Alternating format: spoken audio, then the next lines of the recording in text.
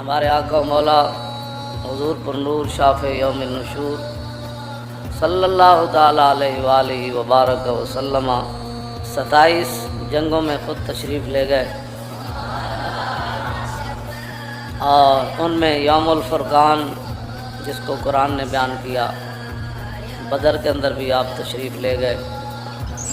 کچھ صحابہ کو حضور نے راستے سے واپس کیا، جس طرح حضرت ابو لبابہ ابن عبد المنذر ہے، فرمایا کہ آپ مدینہ پاک کی دیکھ بھال کے لیے مدینہ پاک میں رہیں، آپ کو بدر کا حصہ ملے گا۔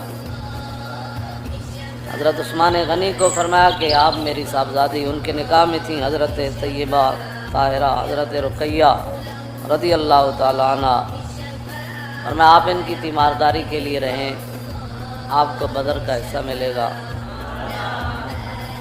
ایک صحابی مقام روحا پر شہید ہو گئے، بدر میں جاتے ہوئے پہلے ہی شہید ہو گئے، ان کو بھی حضور نے بدریوں میں شمار فرمایا۔ ایک صحابی کی راستے میں ٹانگ ٹوٹ گئی، ان کو بھی حضور نے بدریوں میں شمار فرمایا۔ 8 صحابہ کو بغیر بدر میں حاضر ہوئے حضور نے بدریوں میں شامل فرمایا، اور نبی علیہ الصلوۃ والسلام اپنے غلاموں کو لے کر گرد ما دست انجم میں رخشاں ہلال، اعلیٰ حضرت بریلوی فرماتے ہیں کہ اس دن ایسے منظر تھا جس طرح 14ویں رات کا چاند ہو اور ستارے ارد گرد چمک رہے ہو۔ گرد ما دست انجم میں رخشاں ہلال، بدر کی دفع ظلمت پہ لاکھوں سلام۔ فرمایا پھر بدر کے اندر جو ظلمت لے کر آئے تھے کافر، اس نے دور تو ہونا ہی تھا جب حضور آ گئے۔ میں نے قرآن مجید کے اندر کوئی ایسا معذرت کا آنا لفظ نہیں پڑھا جس کے اندر کوئی یہ ظاہر ہوتا ہو کہ اسلام جو ہے وہ کوئی لڑائی جو ہے اس کے بارے میں کوئی نرم گوشہ رکھتا ہے، ایسے نہیں ہے بالکل۔ قلندر لاہوری اقبال کہتا ہے کہ صدق خلیل بھی ہے عشق اور صبر حسین بھی ہے عشق، اور مارکہ وجود میں بدر و حنین بھی ہے۔ جب ہے یہ عشق لڑنا تو اس میں معذرت خانہ لہجے کا مطلب ہی کوئی نہیں۔ اور عقل و دل و نگاہ کا، عقل دل نگاہ، یہ تینوں نال ہی بندہ برباد ہوتا۔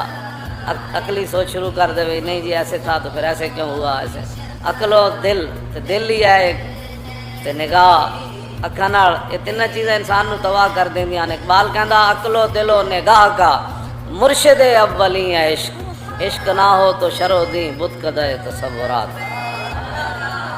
اس کا میں ترجمہ میں نے نہ کیا تو نہ میں کروں گا اپنی زندگی میں۔ بت قدہ تصورات کا اقبال کیا بات کرنا چاہتا ہے؟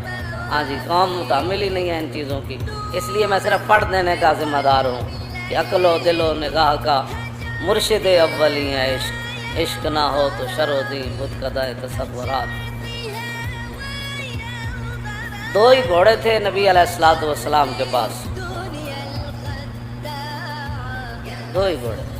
مقداد بن اسود کے پاس ایک گھوڑا تھا، اس کا نام تھا صبحہ، سین بے ہا ہے صبحہ، صبحتن۔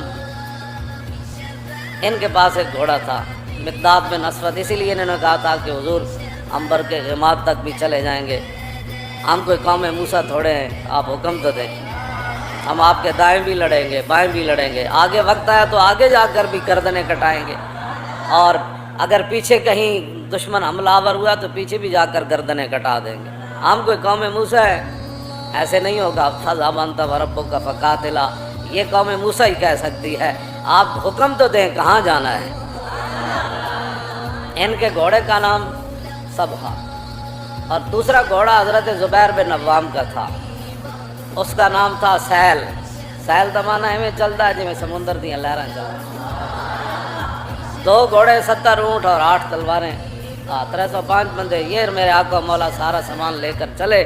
پھر رسول اللہ خود چاہتے ہیں کہ میرا امتی دلیرانہ گفتگو کرے، حضور نے پوچھا تھا نا بھائی آپ جانا چاہیے کہ نہیں، تو حضرت مقداد بن اسود نے تو یہ بات کر دی، اور جب سعد بن معاذ کی باری آئی، سعد بن معاذ وہاں بھی حضور کا پہرا دے رہے تھے، ہاں وہاں بھی بدر میں بھی پہرا دے رہے تھے۔ اور پھر جب نبی علیہ الصلوۃ والسلام غزوہ احد کے لیے چلے تو اس وقت بھی رسول اللہ کے گھوڑے کا لگام سعد بن معاذ کے ہاتھ میں تھا۔ سعد بن معاذ سے پوچھا، فرمایا سعد جانا چاہیے کہ نہیں، تو سعد بن معاذ نے عرض کی حضور سل حبال من شئتا وقتا حبال من شئتا سالم من شئتا عاد من شئتا خذ من اموالنا ما شئتا وآتنا ما شئتا۔ حضور بدر تو یہ کھڑا ہے، بدر تو یہ کھڑا ہے، آپ جس کے ساتھ دل آپ کا کرے جنگ چھڑے۔ دونوں جگہ حدیث کے الفاظ موجود ہیں۔ جب حضرت مقداد بن اسود نے کہا کہ حضور اونٹوں کے جگر پگھلا دیں گے آپ کے ساتھ چلتے چلتے، ہم خود پگھل جائیں گے، تو عشرے کا وجہ رسول اللہ، حضور کا چہرہ انور اس وقت بھی، پہلے بھی کوئی بے حساب نہیں اس کے چمک کا، تو حضور کا چہرہ انور